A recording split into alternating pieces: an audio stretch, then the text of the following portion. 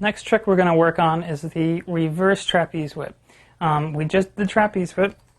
Looks like this. It's where you whip the string around the yo-yo like so. Whips it right up.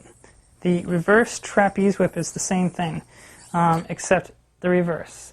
So you start from a trapeze, and you actually pop it up, and instead of swinging underneath like we were, you'll watch my throw hand, I'm actually swinging over. It swings over like so. The nice thing about this is you can repeat this over and over again. It's really smooth looking. You can do it in combination with the one that we just learned, so you can do a trapeze whip, pop it up, and then reverse it. The movement is the same, except just reverse. So instead of whipping under like that, you're going to be whipping over. So you pop the yo-yo up, and you whip over that finger. That string is going to whip over, and that's what hooks onto the yo-yo.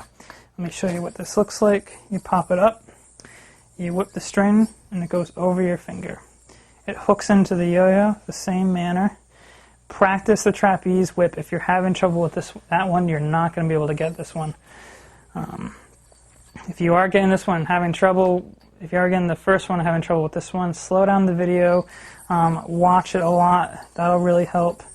But basically, it's the reverse. You're just basically popping it up from a trapeze, and you're whipping it over your finger like so. To get out of it, you move one motion to the left, and you don't want to move your throw hand again. You want to kind of follow it with the yo-yo as it goes around like so. So one more time, it comes around, follow the yo-yo around, keep it moving right there, and you'll be set in trapeze. That's the reverse trapeze whip.